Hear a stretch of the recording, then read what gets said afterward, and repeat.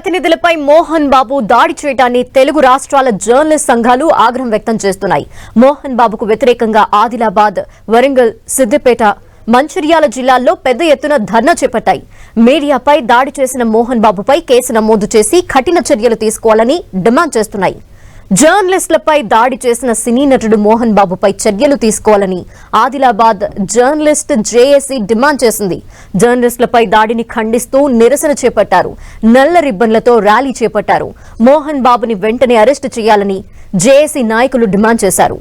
మహబూబాబాద్ జిల్లా తొర్రూరు డివిజన్ కేంద్రంలో జర్నలిస్ట్ సంఘాలు పెద్ద ఎత్తున ధర్నా కార్యక్రమాన్ని చేపట్టారు. మీడియా కవరేజ్ కోసం వెళ్లిన జర్నలిస్టులపై మోహన్ బాబు దాడి చేయడాన్ని తీవ్రంగా ఖండిస్తున్నామన్నారు. సినీ నటుడు మోహన్ బాబుపై క్రిమినల్ కేసు నమోదు చేయాలని వరంగల్ జర్నలిస్ట్ సంఘాలు డిమాండ్ చేశాయి. ఇక రంగారెడ్డి జిల్లా ఇబ్రహీంపట్నంలోనూ అయ్యప్ప స్వామి వాల వేసుకున్న మీడియా రిపోర్టర్పై దాడికి నిరసనగా అయ్యప్ప స్వాములు ధర్నాకు దిగారు.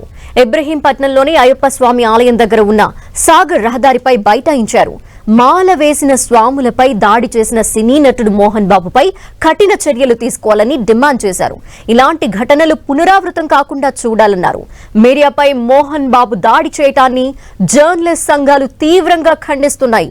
సీనియర్ జర్నలిస్టులు అల్లం నారాయణ, దేవులపల్లి అమర్, రజనీకాంత్ కలిసి ఫిలిం ఛాంబర్ వద్ద బైఠాయించి ధర్నా చేపట్టారు. మీడియాపై దాడి చేసిన మోహన్ బాబుపై హత్యాయత్నం కేసు నమోదు చేయాలని టీడబ్ల్యూజే రాష్ట్ర అధ్యక్షుడు అల్లం నారాయణ డిమాండ్ చేశారు. అటు ఇలాంటి ఘటనలు రాష్ట్రంలో ఎప్పుడూ జరగలేదని రజనీకాంత్ అన్నారు.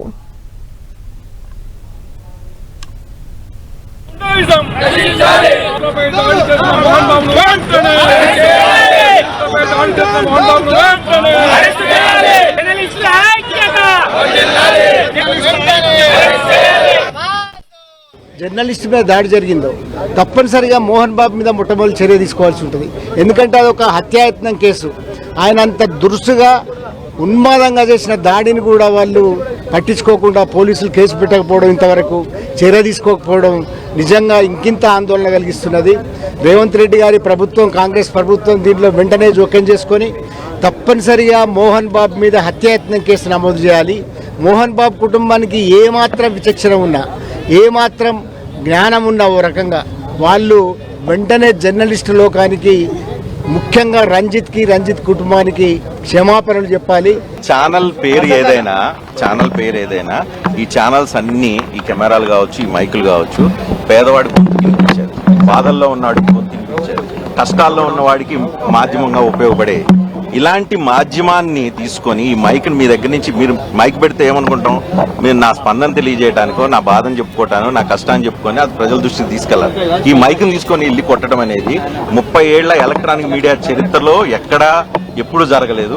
ఫస్ట్ టైం మోహన్ బాబు గారు చూపించారు. అది ఆయన విచక్షణ జ్ఞానానికి, ఆయన ఆలోచన శక్తికి, లేకపోతే ఆయనకున్న టెంపర్మెంట్కి, ఆయనకున్న మీడియా పట్ల ఉన్న చిన్న చూపుకి రిఫ్లెక్ట్ చేస్తుంది. ఇది జర్నలిస్టుల మీద జరిగే దాడులను అరికట్టడానికి, వాటి మీద కఠిన చర్యలు తీసుకోవడానికి కేంద్ర స్థాయిలో, రాష్ట్రాల స్థాయిలో ప్రత్యేక చట్టాలు తీసుకురావాలని చెప్పి చాలా కాలంగా ఇండియన్ జర్నలిస్ట్ యూనియన్ డిమాండ్ చేస్తూ ఉన్నది. ఈ డిమాండ్ కేవలం యూనియన్లు చేయడం వల్ల సరిపోదు. ఏదో సంఘటన జరిగినప్పుడు ఇట్లా నిరసన తెలిపి వెళ్ళిపోవడంతో సరిపోదు. మీడియా యాజమాన్యాలు కానీ, మీడియాలో పనిచేస్తున్న జర్నలిస్టులు కానీ, అది ప్రింట్ మీడియా కావచ్చు, ఎలక్ట్రానిక్ మీడియా కావచ్చు, డిజిటల్ మీడియా కావచ్చు, యాజమాన్యాలు, జర్నలిస్టులు, జర్నలిస్ట్ సంఘాలు, ట్రేడ్ యూనియన్ నాయకులు అందరూ కలిసి నిరంతరాయంగా దీని మీద పోరాటం చేస్తే తప్ప ఇట్లాంటి చట్టాలు